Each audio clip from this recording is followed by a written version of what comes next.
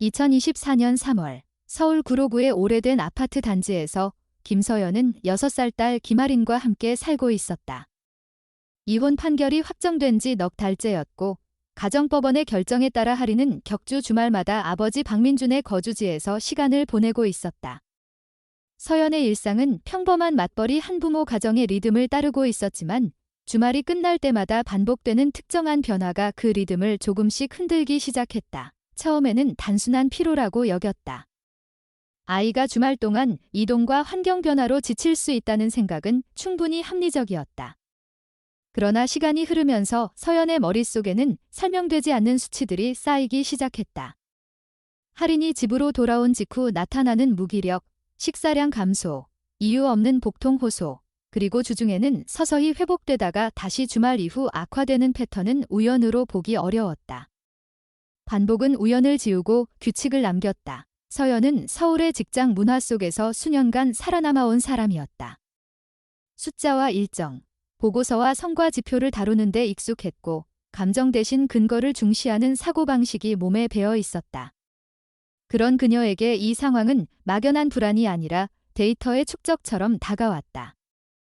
할인의 상태는 일관되게 특정 시점 이후에 변했고 그 시점은 늘 아버지의 집에서 돌아온 직후였다. 할인의 생활 기록을 되짚는 과정에서 서연은 이전에는 주의 깊게 보지 않았던 세부 사항들을 떠올렸다. 학교에서의 집중도 변화, 보건교사의 메모, 급식 섭취량, 주말 이후 월요일마다 반복되는 결석과 지각 기록. 각각은 독립적으로 보면 심각하지 않았지만 하나의 선으로 이어지자 명확한 흐름이 드러났다. 할인의 몸은 특정 환경에 반응하고 있었고 그 반응은 점점 강해지고 있었다. 특히 서연의 시선을 붙잡은 것은 할인의 복부 상태였다. 체중 변화는 크지 않았지만 복부의 팽창은 이전과 분명히 달랐다.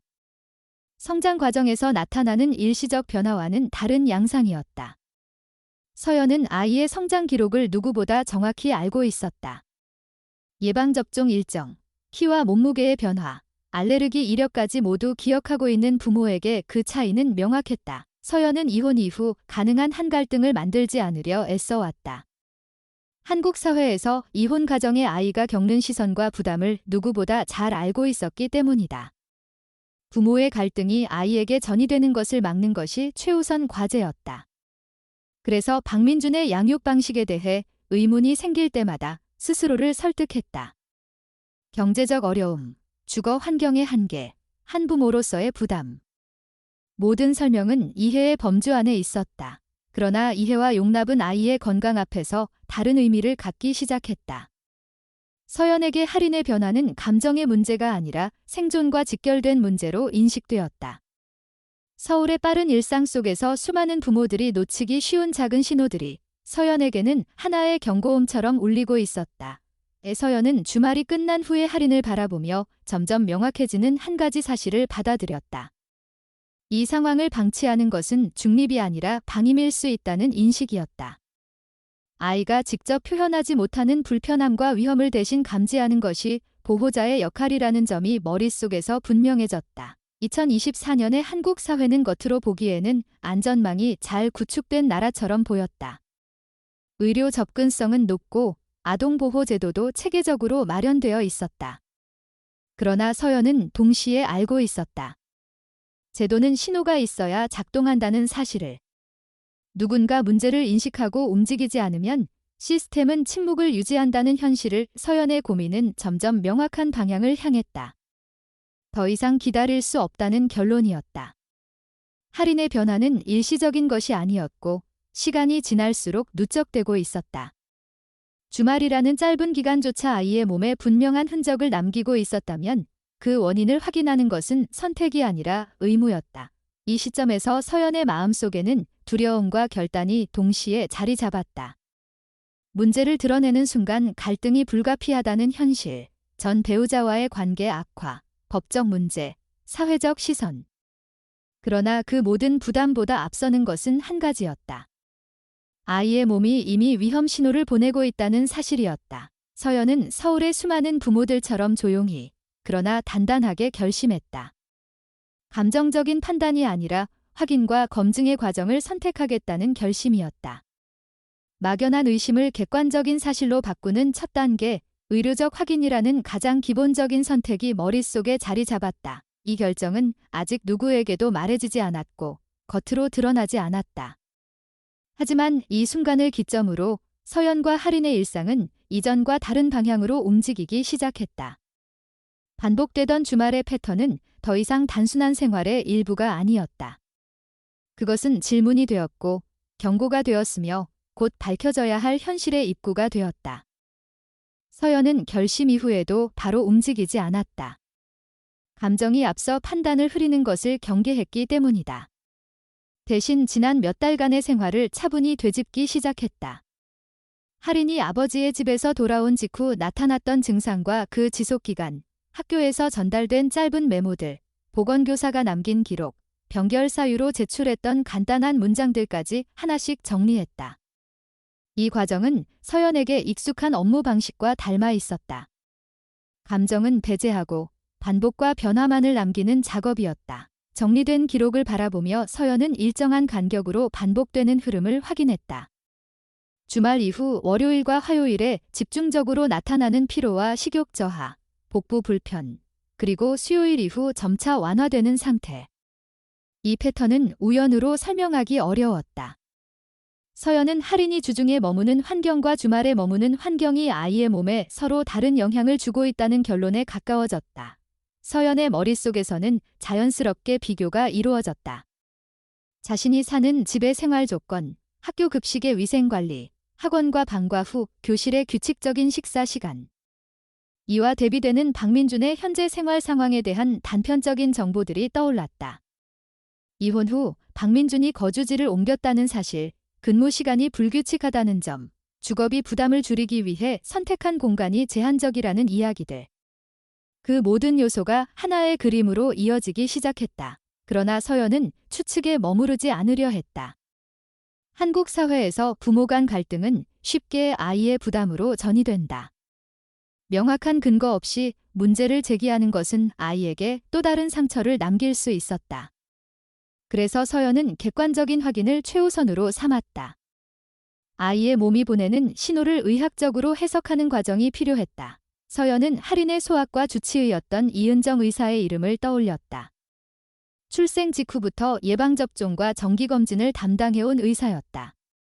할인의 성장 곡선과 체질을 가장 잘 알고 있는 사람이었다.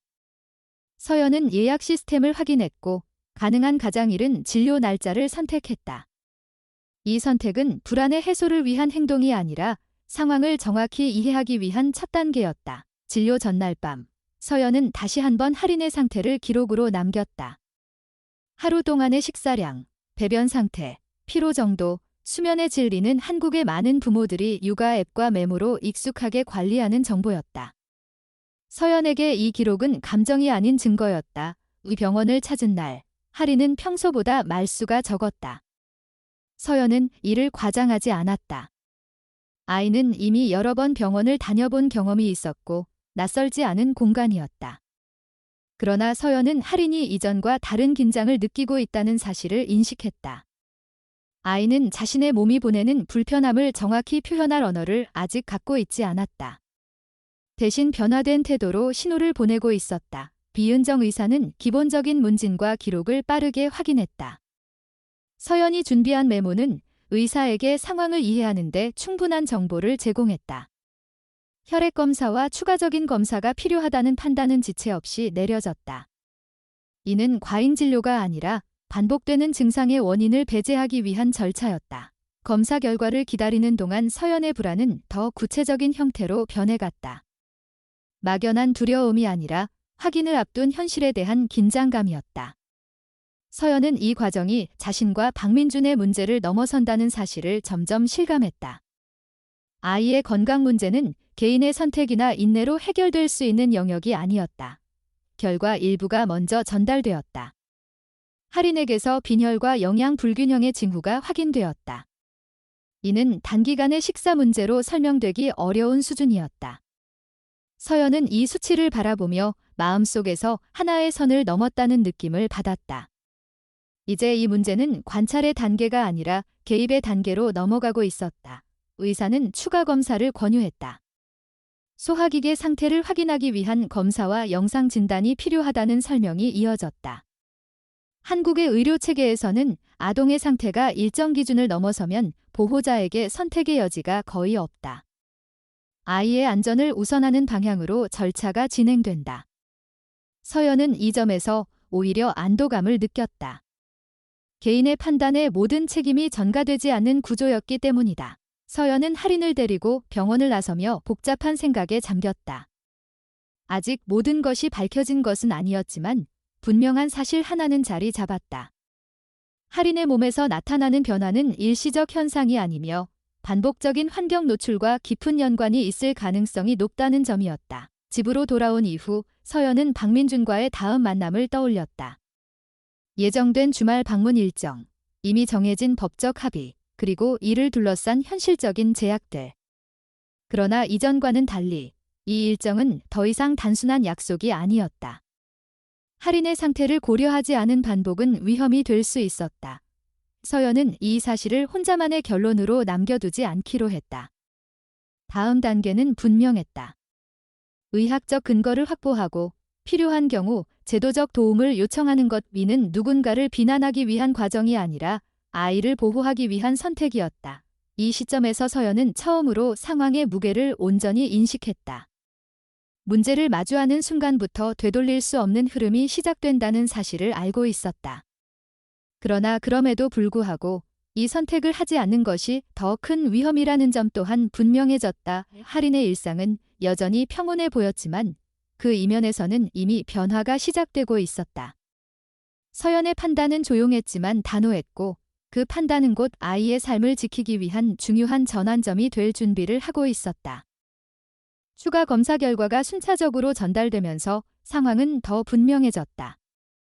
할인의 혈액 수치는 연령 대비 기준을 벗어나 있었고 단순한 편식이나 일시적 식사 부진으로 설명하기 어려운 영양 결핍 상태가 확인되었다.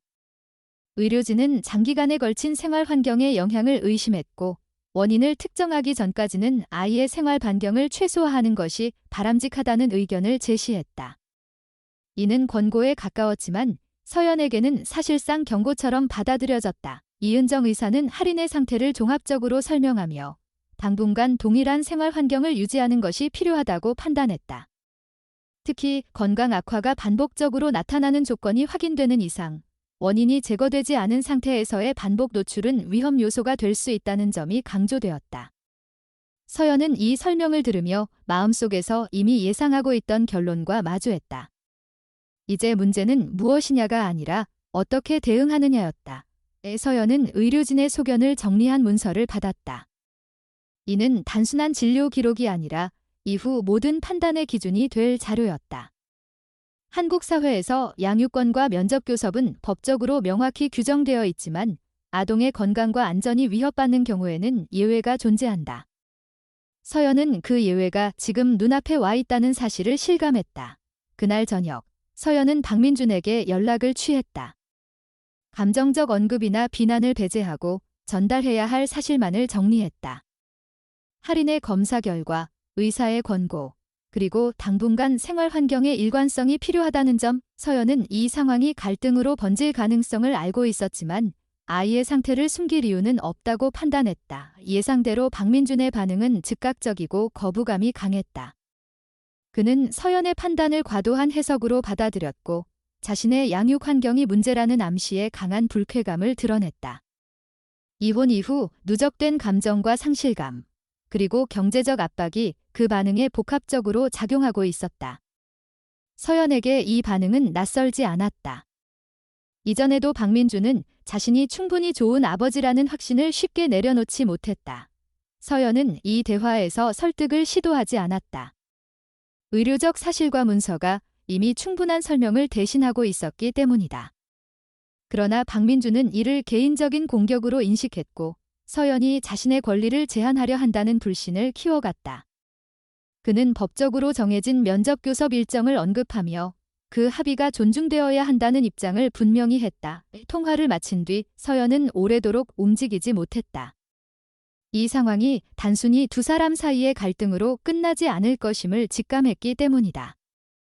할인의 다음 방문 일정은 이미 며칠 앞으로 다가와 있었고 법적 합의는 여전히 유효했다.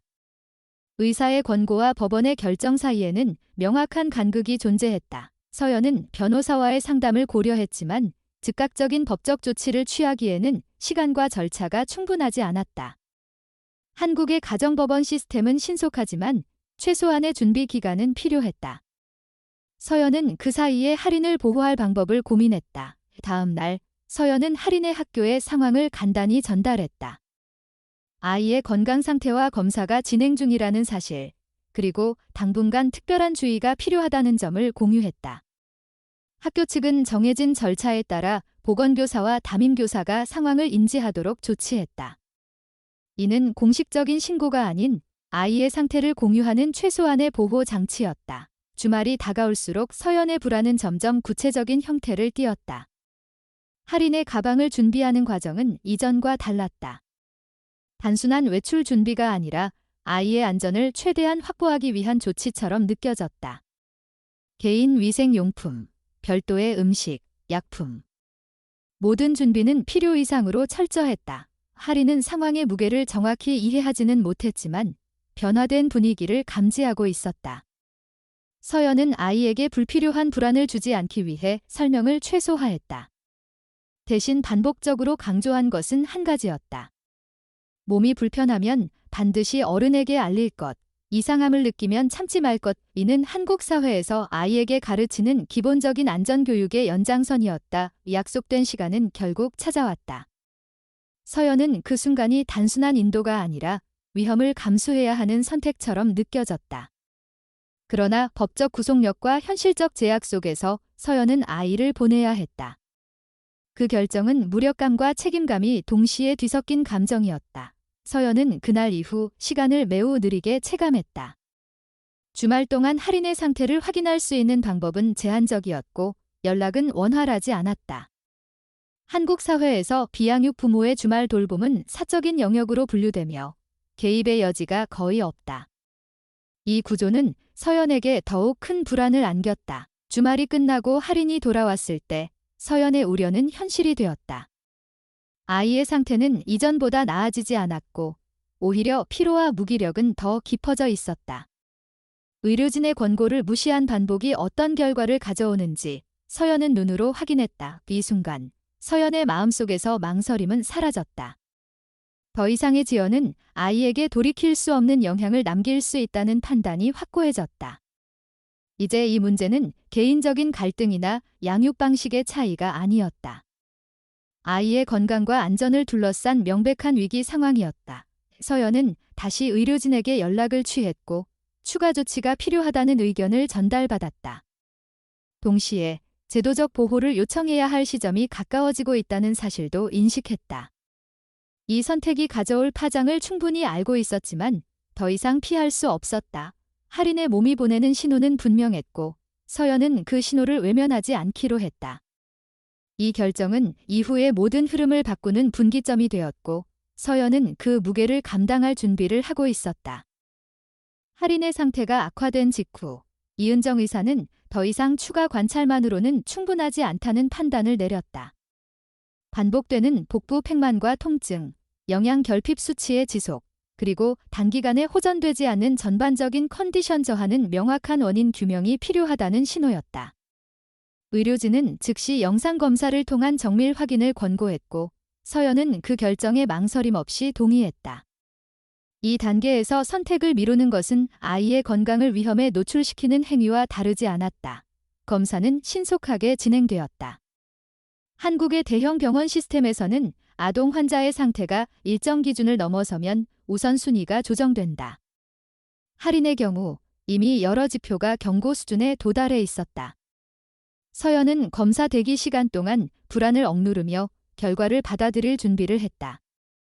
이 순간부터는 상상이나 추측이 아니라 객관적인 이미지와 수치가 모든 것을 말해줄 것이었다. 영상 결과를 확인한 의료진의 분위기는 이전과 달라졌다. 검사실에서 나온 소견은 분명했다. 할인의 장 내부에는 광범위한 염증 반응과 함께 다수의 기생충 감염 흔적이 관찰되었다. 이는 단기간의 노출로 발생할 수 있는 수준이 아니었다. 감염은 반복적이고 지속적인 환경 요인에 의해 진행된 것으로 판단되었고 즉각적인 치료 개입이 필요하다는 결론이 내려졌다. 이 결과는 서연에게 충격이었지만 동시에 그동안의 의심이 현실로 확인되는 순간이기도 했다. 할인의 몸이 보여온 변화는 과장이 아니었고 아이는 이미 상당한 위험에 노출된 상태였다. 의료진은 감염의 범위와 정도를 설명하며 치료가 늦어질 경우 발생할 수 있는 합병증 가능성까지 언급했다. 이는 보호자로서 결코 가볍게 들을 수 없는 경고였다. 이은정 의사는 의학적 설명과 함께 제도적 절차에 대해서도 언급했다.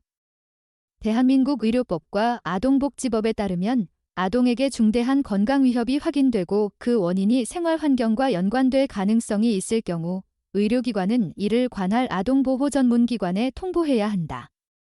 이는 보호자를 처벌하기 위한 절차가 아니라 아이의 안전을 최우선으로 확보하기 위한 시스템적 장치였다. 서연은 이 설명을 들으며 상황의 성격이 완전히 달라졌음을 실감했다.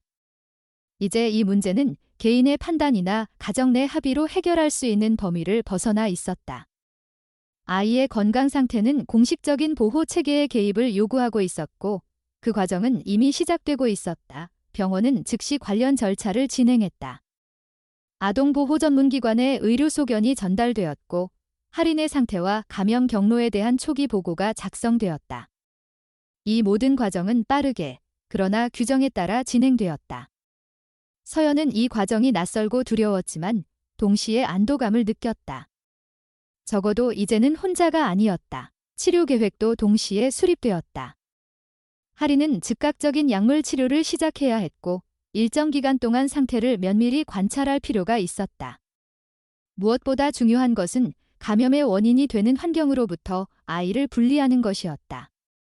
치료 효과는 환경이 개선되지 않으면 제한적일 수밖에 없다는 점이 명확히 전달되었다. 서연은 이 권고를 받아들이며 마음속에서 한 가지 결론을 확정했다.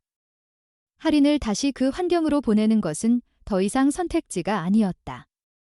이는 감정적인 판단이 아니라 의료적 사실에 근거한 필연적인 결정이었다. 이후 서연은 박민준에게 검사 결과를 전달했다. 이전과 달리 이번에는 추상적인 우려가 아닌 명확한 진단과 공식 문서가 있었다. 그러나 그럼에도 불구하고 박민준의 반응은 즉각적인 수용으로 이어지지 않았다. 그는 결과의 심각성을 인정하면서도 감염 원인이 자신의 거주 환경이라는 결론에는 강한 저항을 보였다. 이 과정에서 서연은 다시 한번 현실적인 한계를 마주했다. 법적으로 정해진 면접 교섭권은 여전히 유효했고 아동보호기관의 조사가 시작되기 전까지는 즉각적인 제한이 자동으로 적용되지 않았다. 의료적 판단과 법적 효력 사이의 간극은 여전히 존재했다. 그러나 상황은 빠르게 전개되었다. 아동보호 전문기관은 병원의 통보를 접수한 직후 초기 평가 절차에 착수했다. 이는 아이의 현재 상태를 확인하고 위험 요소의 존재 여부를 판단하는 단계였다. 서연은 이 절차에 협조하며 필요한 자료를 제출했다. 의료 기록, 학교 자료, 생활 패턴에 대한 설명. 모든 것은 할인의 안전을 중심으로 정리되었다. 할인의 치료는 진행 중이었고 초기 반응은 긍정적이었지만 안정 단계에 이르기까지는 시간이 필요했다. 의료진은 치료 초기 단계에서 아이의 컨디션이 일시적으로 변동할 수 있다는 점을 설명했다. 서연은 이 기간 동안 할인의 일상을 최대한 단순하고 안정적으로 유지하려 노력했다. 이 시점에서 서연의 삶은 명확히 이전과 달라졌다. 단순한 양육의 문제가 아니라 아이의 생존과 직결된 결정을 연속적으로 내려야 하는 상황이었다. 서연은 이 과정이 자신과 박민준 모두에게 큰 변화를 요구하게 될 것임을 알고 있었다. 그러나 그 변화의 방향은 분명했다. 모든 판단의 기준은 오직 할인의 안전과 회복이었다. 검사 결과가 불러온 파장은 이미 되돌릴 수 없는 단계에 접어들고 있었다. 의료 시스템, 보호기관, 그리고 가정의 경계가 허물어지며 하나의 질문으로 수렴되고 있었다. 이 아이를 지금, 그리고 앞으로 어떻게 지킬 것인가? 서연은 그 질문 앞에서 물러서지 않기로 했다. 아동보호 전문기관의 초기 개입은 조용하지만 체계적으로 이루어졌다. 할인의 의료 기록과 검사 결과는 즉시 검토되었고 감염의 정도와 발생 가능 환경에 대한 분석이 병행되었다. 이 과정에서 핵심은 책임 소재를 따지는 것이 아니라 현재 아이가 놓여 있는 위험 수준을 평가하는 것이었다. 한국의 아동보호 시스템은 위기 단계에 따라 개입 강도가 달라지는데 할인의 사례는 명확히 즉각적 보호 필요 범주에 가까워지고 있었다. 전문기관 담당자는 서연에게 절차를 설명했다. 조사 기간 동안 아이의 생활 환경을 안정적으로 유지하는 것이 가장 중요하며 추가적인 위험 노출을 차단하는 조치가 우선된다는 내용이었다. 이는 법적 판단 이전에 적용되는 보호 조치로 행정적 권고 이상의 의미를 갖고 있었다. 서연은 이 설명을 들으며 상황이 더 이상 개인의 판단 영역이 아니라는 사실을 실감했다. 기관은 박민준의 거주 환경에 대한 확인 절차도 병행했다. 이 과정은 비난이나 단죄를 전제로 하지 않았다. 대신 실제 생활 조건, 위생 상태, 아이 돌봄 가능성, 그리고 제3자에게 맡겨진 관리 구조를 객관적으로 파악하는 데 초점이 맞춰졌다. 한국 사회에서 아동 방임은 의도보다 결과를 기준으로 판단되기 때문에 현실적인 조건 자체가 중요한 평가 요소가 되었다. 서연은 조사 과정에 필요한 자료를 성실히 제출했다. 학교의 협조 문서, 보건교사의 기록, 병원의 소견서, 그리고 주말 이후 반복적으로 악화된 할인의 상태를 정리한 개인 기록까지 포함되었다. 이 자료들은 서연의 불안을 입증하는 도구가 아니라 아이의 몸이 겪은 과정을 객관적으로 보여주는 증거였다. 동시에 할인에 대한 치료는 계속 진행되고 있었다. 약물 치료는 초기 단계에서 일정한 반응을 보였지만 의료진은 치료 효과가 안정적으로 유지되기까지 시간이 필요하다고 판단했다. 특히 감염이 장기간에 걸쳐 진행된 점을 고려하면 회복 이후에도 재발 방지를 위한 환경 관리가 필수적이었다. 이 점은 아동보호기관의 판단에도 중요한 근거가 되었다. 며칠 뒤 서연은 가정법원으로부터 연락을 받았다. 아동보호 전문기관의 보고에 따라 긴급신문 절차가 예정되었다는 통보였다. 이는 면접 교섭권에 대한 임시 조정 여부를 판단하기 위한 단계였다. 서연은 이 연락을 받으며 긴장과 안도감을 동시에 느꼈다. 갈등이 법적 단계로 넘어간다는 부담감과 아이를 보호할 수 있는 공식적인 장치가 작동하기 시작했다는 안도감이 겹쳐졌다. 법원에 제출된 자료에는 의료소견과 기관의 초기 평가가 포함되었다. 박민준의 생활 환경이 할인의 건강에 직접적인 위험 요인이 될 가능성이 높다는 점, 그리고 현재 치료가 진행 중인 아이에게 동일한 환경으로의 반복 노출은 심각한 악영향을 줄 수 있다는 판단이 명시되었다. 이는 감정적 주장이 아니라 전문가 의견의 집합이었다. 김씨 결정은 빠르게 내려졌다. 할인의 안전을 최우선으로 고려해 박민준의 면접 교섭은 당분간 감독 하에만 이루어지도록 조정되었다. 숙박을 포함한 방문은 중단되었고 지정된 기관에서의 만남만 허용되었다. 이 결정은 영구적인 조치가 아니라 조사와 치료가 진행되는 동안 적용되는 보호적 판단이었다. 이 결과는 박민준에게 큰 충격으로 다가왔다. 그는 자신의 상황이 이렇게까지 확대될 것이라고 예상하지 못했다. 경제적 어려움과 주거 문제는 개인의 고충으로 여겨졌지만 그것이 아이의 건강 문제와 직접적으로 연결될 수 있다는 사실을 이 시점에서야 실감하게 되었다. 분노와 억울함, 두려움이 복합적으로 작용하며 그의 태도는 불안정해졌다. 서연은 이 변화를 지켜보며 복잡한 감정을 느꼈다. 상대를 비난하고 싶은 마음보다 상황이 여기까지 오게 된 구조적 현실이 더 크게 다가왔다. 한국 사회에서 이혼 이후 남성의 사회적 고립, 주거 빈곤, 돌봄 공백은 드문 일이 아니었다. 그러나 그 어떤 사정도 아이의 건강을 위협할 수는 없었다. 아동보호 전문기관은 박민준에게도 명확한 설명을 제공했다. 현재 조치는 처벌이 아니라 보호이며 환경 개선과 돌봄 능력 회복이 확인될 경우 단계적 조정이 가능하다는 점이 강조되었다.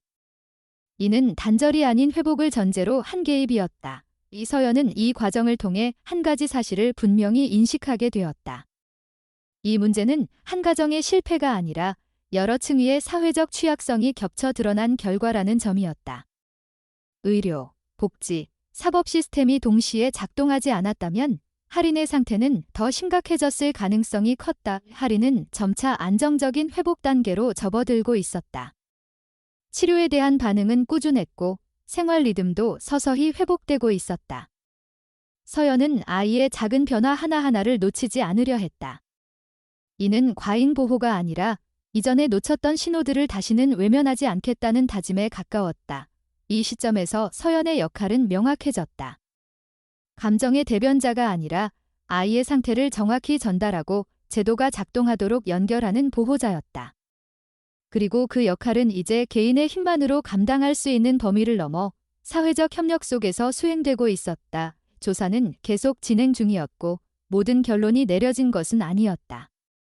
그러나 한 가지는 분명했다.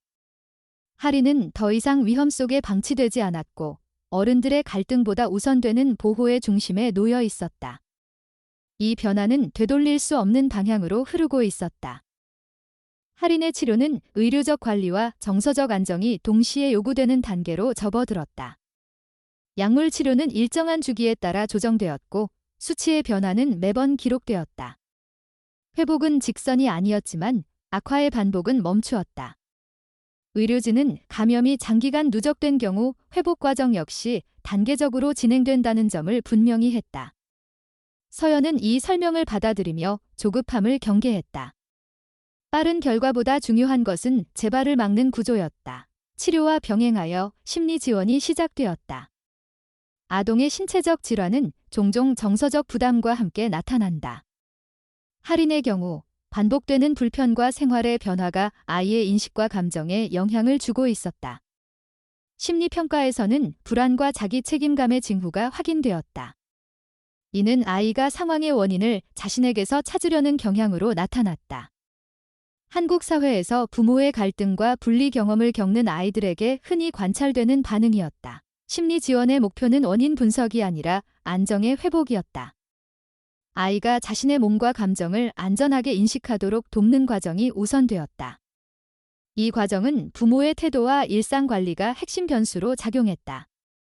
서연은 지침을 충실히 따르며 할인의 일상에서 예측 가능성을 높이는 데 집중했다. 일정한 식사 시간, 반복되는 주중 루틴, 변화 최소화. 이는 치료의 연장이자 예방의 시작이었다. 학교와의 협력도 본격화되었다.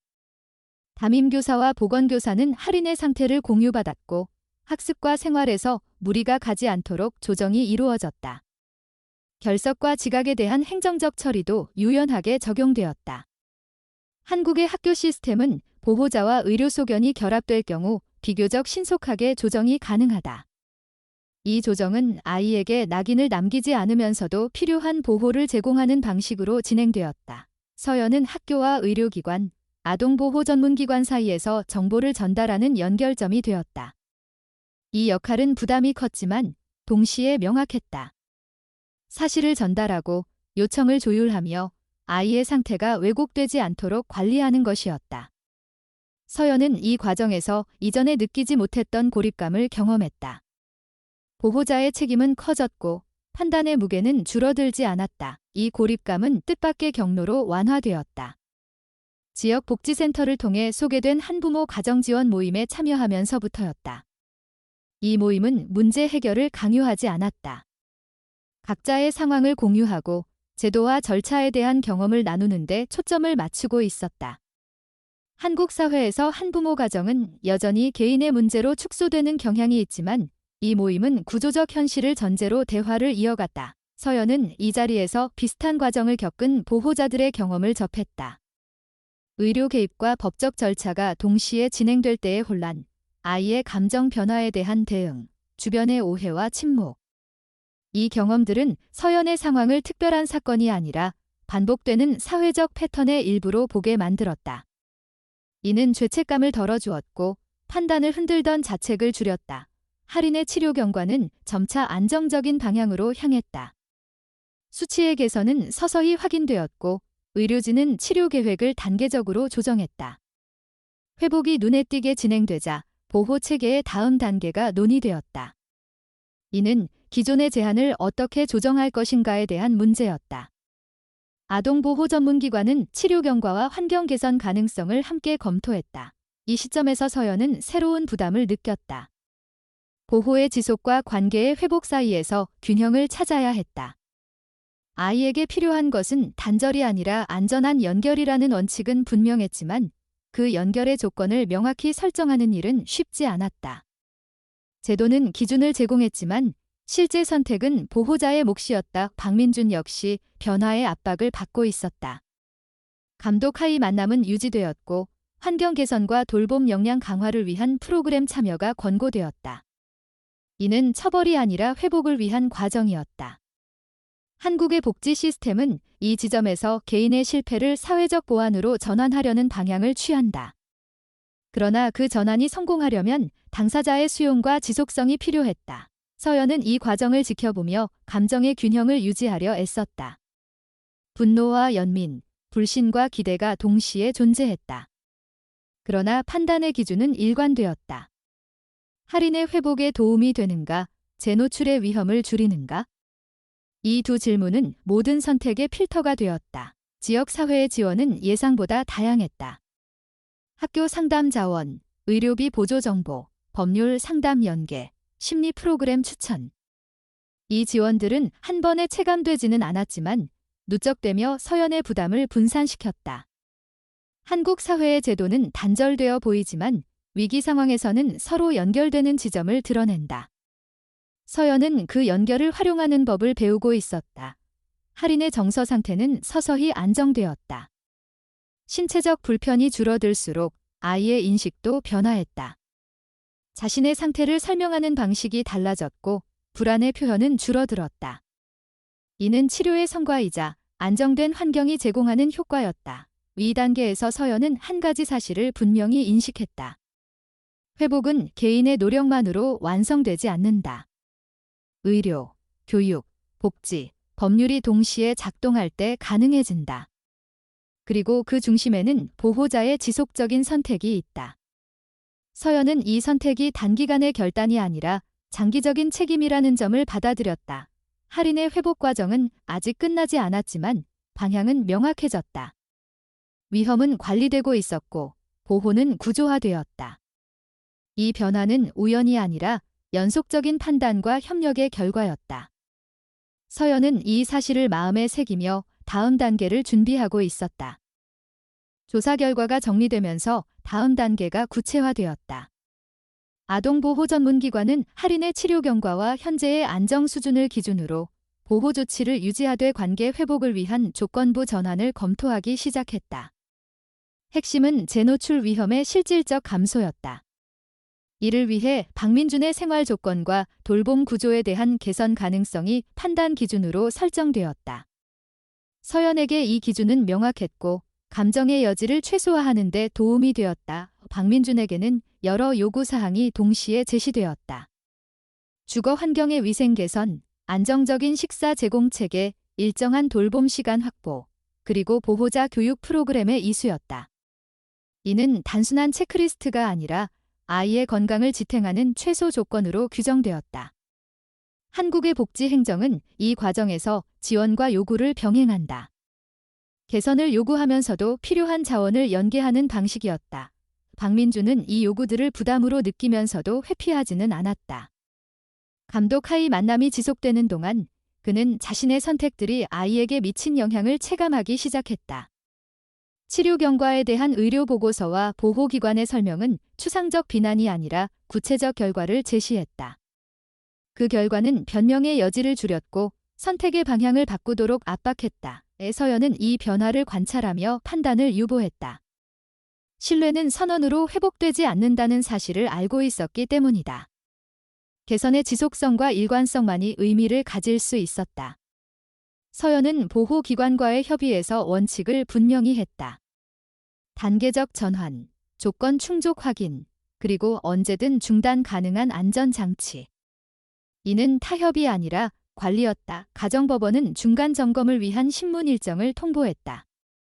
이는 처벌을 강화하기 위한 절차가 아니라 현재의 조치가 아이의 이익에 부합하는지를 재확인하기 위한 과정이었다. 제출 자료에는 치료 경과, 심리평가 요약, 보호기관의 개선 점검 보고가 포함되었다. 서연은 이 자료들이 감정의 언어가 아니라 기록의 언어로 구성되어 있다는 점에서 안도했다. 신문 결과는 단계적 완화를 전제로 한 유지였다. 감독 하이 만남은 계속되되 조건 충족 시 낮 시간대의 제한적 방문을 검토할 수 있다는 판단이 내려졌다. 숙박은 여전히 제외되었고 정기 점검이 병행되었다. 법원의 결정은 분명했다. 회복은 가능하지만 서두를 이유는 없다는 원칙이었다. 이 결정 이후 박민준의 어머니가 보호 체계에 참여하겠다는 의사를 밝혔다. 가족 내 자원의 개입은 한국 사회에서 흔한 해결 경로 중 하나다. 보호기관은 이 제안을 검토했고 조건부로 수용했다. 성인의 감독, 위생관리, 식사준비, 일정관리가 명확히 분담될 경우에 한해 가능하다는 판단이었다. 이는 개인의 선의가 아니라 구조의 보완으로 설계되었다. 서연은 이 제안을 복잡한 감정으로 받아들였다. 가족의 개입은 안정성을 높일 수 있지만 동시에 경계를 흐릴 위험도 있었다. 그러나 조건과 점검이 명확히 설정된 상태에서의 참여는 아이의 안전에 기여할 수 있다는 판단이 우세했다. 서연은 보호기관과 함께 세부 조건을 검토하며 책임의 주체와 범위를 분명히 했다. 할인의 반응은 조심스러웠다. 만남은 유지되었지만 변화는 느리게 진행되었다. 심리지원은 이 단계에서 중요한 역할을 했다. 아이가 자신의 감정을 안전하게 인식하고 표현하도록 돕는 과정이 계속되었다. 관계 회복은 강요되지 않았고 선택의 여지는 아이에게도 주어졌다. 한국의 아동 심리지원은 이 지점을 중시한다. 안정이 우선이며 속도는 그 다음이라는 원칙이다. 서연은 일상의 관리자로서 역할을 재정립했다. 보호와 통제 사이의 균형, 허용과 제한의 기준을 명확히 세웠다. 모든 변경은 기록으로 남겼고 의료진과 보호기관에 공유했다. 이는 불신의 표현이 아니라 재발을 막기 위한 시스템화였다. 박민준의 개선은 점진적이었다. 환경점검 결과는 이전보다 나아졌고 교육 프로그램 이수는 진행 중이었다.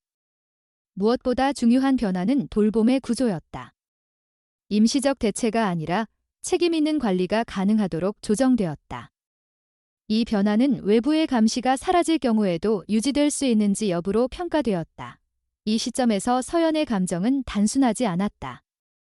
안도와 경계, 기대와 불신이 동시에 존재했다. 그러나 선택의 기준은 변하지 않았다. 아이의 건강 지표, 심리 안정도, 그리고 환경의 지속 가능성.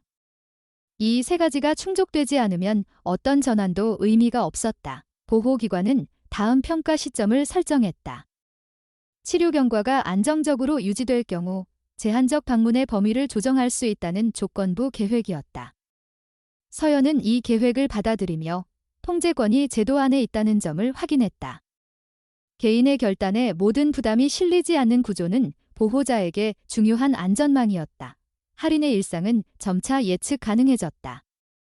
치료 일정과 학교 생활, 지원 프로그램이 안정적으로 맞물리면서 불안의 빈도는 줄어들었다. 이는 관계 회복의 전제가 되는 조건이었다. 안정이 없는 연결은 다시 위험이 될 수 있다는 사실을 모두가 공유하고 있었다. 이 단계에서 서연은 한 가지를 분명히 했다. 회복의 목적은 과거로 돌아가는 것이 아니라 더 안전한 형태로 나아가는 것이다. 가족의 형태는 변할 수 있지만 보호의 기준은 변하지 않는다. 이 원칙은 이후의 모든 선택을 이끌 기준이 되었다. 시간은 서서히 결과를 드러냈다. 치료가 시작된 지 6달이 지났을 무렵 할인의 건강 지표는 안정 구간에 들어섰다. 혈액 수치는 정상 범위로 회복되었고 반복되던 복부 문제는 더 이상 관찰되지 않았다. 의료진은 감염의 흔적이 사라졌음을 확인했고 추가적인 약물 치료 없이도 일상 유지가 가능하다는 판단을 내렸다. 이 결론은 단번에 주어진 것이 아니라 여러 차례의 확인과 추적 끝에 도달한 결과였다. 회복의 확인은 끝이 아니라 전환의 시작이었다. 보호 체계는 다음 단계를 논의했다. 제한적 방문은 이미 안정적으로 운영되고 있었고 환경 점검과 돌봄 구조 역시 기준을 충족하고 있었다. 단계적 조정은 신중하게 이루어졌다. 할인의 생활 리듬을 흔들지 않는 범위에서 관계의 범위를 확장하는 방식이 선택되었다. 이는 빠른 정상화가 아니라 재발을 방지하는 정상화였다. 박민준의 생활은 이전과 달라져 있었다. 주거 환경은 점검을 통과했고 돌봄 일정은 외부 도움 없이 유지 가능한 구조로 정리되었다. 보호자 교육 과정은 형식적 이수가 아니라 실제 적용을 목표로 진행되었고 기록은 지속적으로 제출되었다. 변화는 선언이 아니라 반복으로 증명되었다. 이 점은 법원과 보호기관 모두에게 중요한 기준이었다. 서연은 이 변화를 관찰하며 감정을 절제했다. 안심과 경계는 동시에 유지되었다. 신뢰는 단번에 회복되지 않지만 관리 가능한 수준으로 조정될 수 있다는 사실을 받아들였다. 서연의 역할은 여전히 분명했다. 아이의 상태를 중심에 두고 제도가 작동하도록 연결하는 보호자였다. 그 역할은 점점 무거움보다 안정에 가까워지고 있었다. 가정법원의 최종 조정은 합의에 가까운 결정으로 이어졌다. 숙박을 포함한 방문은 제한적으로 재개되었고 정기점검과 보고가 조건으로 유지되었다. 감독의 완전한 해제는 서두르지 않기로 했다. 법원의 판단은 단순했다. 아이가 잘 지내고 있다는 사실이 무엇보다 중요하다는 점이었다. 할인의 일상은 점차 평온을 되찾았다. 학교 생활은 중단 없이 이어졌고 또래 관계도 안정되었다. 치료와 지원을 받던 시간은 아이의 기억 속에서 하나의 경험으로 자리 잡았다. 두려움은 줄어들었고 자신을 탓하던 태도는 사라졌다. 심리 지원은 종료 단계에 들어갔고 필요시 재개할 수 있는 연결만 남겨졌다. 이 과정에서 서연은 공동체의 존재를 실감했다. 학교, 의료기관, 보호기관, 그리고 이웃과 지원 모임까지. 위기는 개인의 문제가 아니라 연결의 문제라는 사실이 분명해졌다. 혼자 감당하려 했던 시간과 함께 관리했던 시간의 차이는 결과로 드러났다. 할인의 회복은 어느 한 사람의 선택만으로 이루어진 것이 아니었다. 박민준 역시 변화를 받아들였다. 과거의 선택을 정당화하기보다 이후의 책임을 이어가는 방향을 택했다. 관계는 이전과 같은 형태로 돌아가지 않았지만 더 명확한 기준 위에서 재구성되었다. 역할은 분리되었고 책임은 분명해졌다. 이는 갈등의 종식이 아니라 관리의 시작이었다. 의 시간이 더 흘렀을 때 의료진은 할인의 사례를 종결로 분류했다. 재발 위험은 낮았고 추가 개입의 필요성은 없었다. 보호기관 역시 점검 주기를 늘리며 개입을 최소화했다. 제도는 한 발 물러났고 일상은 그 자리를 채웠다. 이 변화는 눈에 띄지 않았지만 그 자체로 성과였다. 서연은 이 과정을 되돌아보며 한 가지 사실을 분명히 했다. 보호란 통제가 아니라 조건을 만드는 일이라는 점이었다. 아이가 안전하게 선택할 수 있는 범위를 확보하는 것, 위험을 제거하는 것이 아니라 관리하는 것, 그 차이를 이해하는 데까지 오랜 시간이 필요했다. 할인은 어느 날 자신의 그림을 보여주었다. 가족을 모두 그린 그림이었다. 같은 공간에 있지 않았지만 선으로 연결된 모습이었다.